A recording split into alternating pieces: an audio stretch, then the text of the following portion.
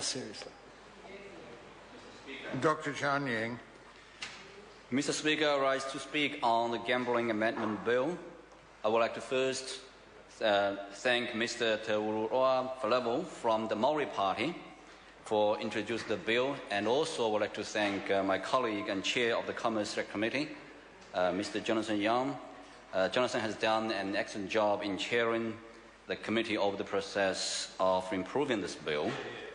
Mr. Speaker, we all agree that gambling can cause harm to some people and to communities.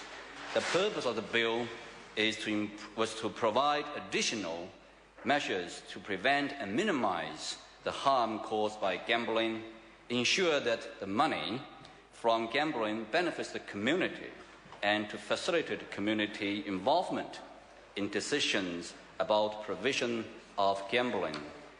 There were some things in the original bill that the government did not support, but the Select Committee has made a range of sensible and balanced changes.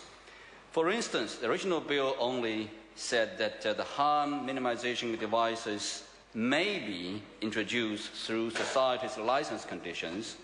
The Select Committee recommended a regulation-making power instead. Regulations enable us to introduce new technologies on a mandatory basis nationwide rather than through each individual license. Similarly, the bill as originally introduced would have required at least 80% of all funds derived from poker machine gambling to be distributed back into the same territorial authority district.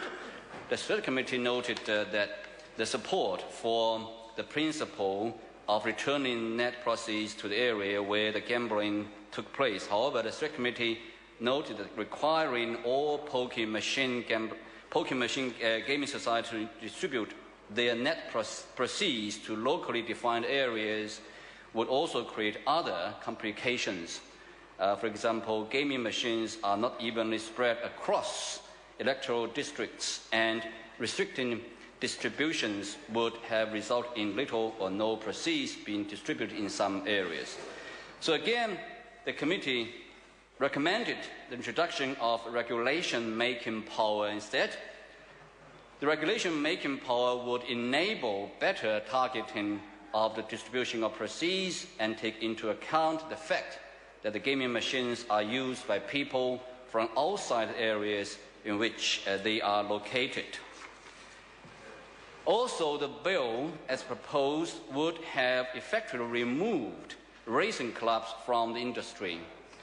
The bill reverses this proposal.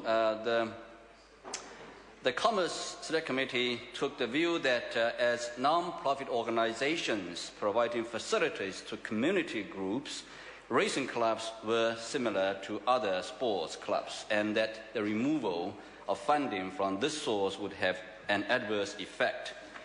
So, Mr. Speaker, the government appreciates the harm caused by gambling and imposes various levies and duties on the proceeds of gambling to deal with this, along with other initiatives to mitigate problem gambling. The Select Committee's changes makes parts of the bill easier to implement while removing some parts that were not supported by submitters. So, Mr. Speaker, I would recommend this bill to the House. Thank you. Darian Fenton, 5